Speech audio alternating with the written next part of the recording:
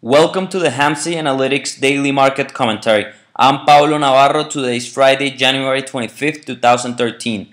For the market internals, the New York Stock Exchange Advanced Decline Differential closed at 691. Nasdaq Advanced Decline Differential closed at 270. We had 86 new 52-week highs for the S&P 500 and 1 new 52-week low for the S&P 500. For the volatility, there were 385,000 contracts traded on the VIX today, with 49 million in total premiums paid. For the dollar-weighted put-call ratio in Feb, we saw a 0.65 reading, which is neutral, with 24% of the total premiums paid. March and April, both bearish readings, with 37 and 21% of the total premiums paid. And May, a 2.78, which is bullish, with 15% of the total premiums paid. Here we have the weekly chart for SPX. We were up today 8.14 handles for the day, and we finished up the weeks at the highs of the week. Pretty good here. As you can see here, we're right now touching 2 sigma. We are between positive 1 and positive 2 sigma channel. We want to be there. We continue to maybe a little bit of a pullback next week to continue and allow us to be on that channel. You could see here CI is turning up, sloping higher, which is positive for the market, as well as sigma channel width starting to increase here.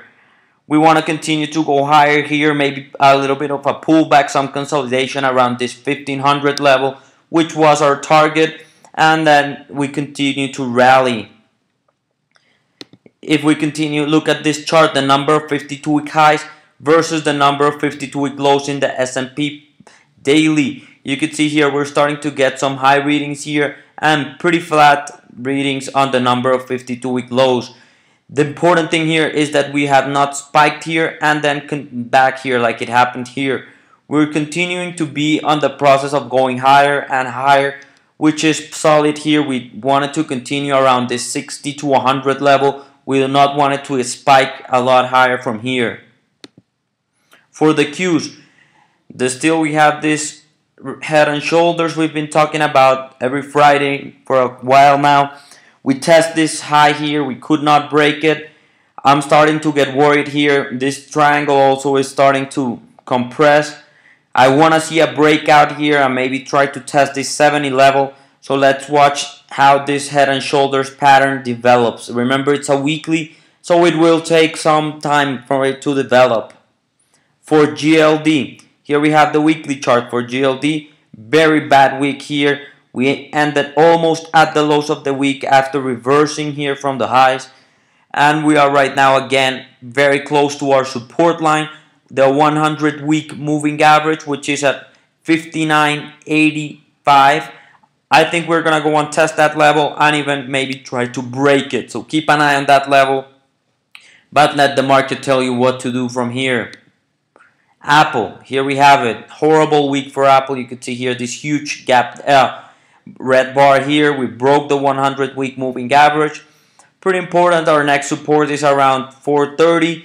If we're going maybe to go there in the next couple of weeks, and we'll see how it acts there. If it breaks there, we'll be looking for below 1400 or 1400, 1380, and then 1353. I do think it's gonna hold here. Maybe start to see some type of consolidation and then rallying back to the 500 level. So let's see what happens with Apple on the next couple of weeks.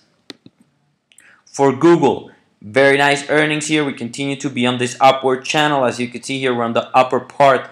Next week, I continue to think we are going to test these highs here at 770. So keep an eye on that level. It's pretty much this level of the support of the channel, the resistance of the channel next week. So keep an eye on that for Google, 770.